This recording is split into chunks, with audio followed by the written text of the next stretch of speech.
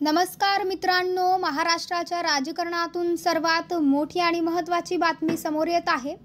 राज्यात लोकसभेला भाजपाला आपल्या हक्काच्या जागा जमाव्या लागल्या होत्या। असे असताना आता मुंबई पदवीधर आणि मुंबई शिक्षक मतदारसंघाच्या निवडणुकीवर भाजपाने आपले लक्ष केंद्रित केले होते।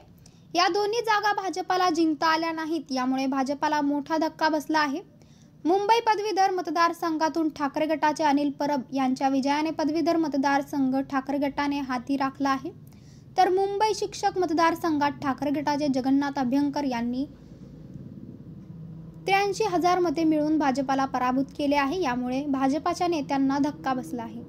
कोकण पदवीधर मध्ये भाजपाने विजय मिळवला। या ठिकाणी निकाल आधीच स्पष्ट होता। या ठिकाणी भारतीय जनता पार्टीचे निरंजन डावखरे आणि काँग्रेसचे रमेश कीर यांच्यात थेट लढत झाली। मुंबई पदवीधर मतदारसंघात शिवसेना ठाकरे गटाने बाजी मारली आहे, तर भाजपाचे निरंजन डावखरे यांच्या रूपाने कोकण पदवीधर मतदारसंघ आपल्या हाती राखण्यात यश मिळवले आहे। यामुळे काहीसे यश भाजपाला मिळाले आहे। या ठिकाणी डावखरे यांना 1,07,19 मते, तर काँग्रेसचे कीर यांना 28,605 मते पडली। यामुळे डावखरे 72,114 मतांनी विजयी झाले।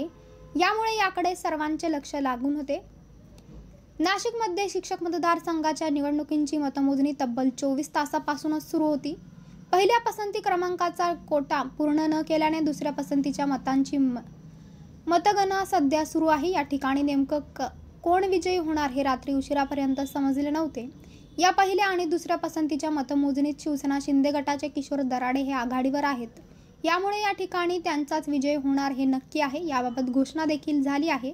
यामुळे ही जागा शिंदे गटाकडे गेल्याचे सांगितले जात आहे। तर मित्रांनो, आपल्याला काय वाटतंय? आपली प्रतिक्रिया आम्हाला कमेंट बॉक्सच्या माध्यमातून नक्कीच कळवा आणि चॅनलला आणखीनही सबस्क्राईब केलं नसेल तर चॅनलला सबस्क्राईब करा, बेल आयकॉन प्रेस करा, जेणेकरून असेच नवनवीन व्हिडिओ व चालू राजकीय घडामोडी सर्वप्रथम आपल्याला या चॅनलवरती बघायला मिळतील। भेटूयात पुढच्या व्हिडिओज, तोपर्यंत धन्यवाद। जय महाराष्ट्र।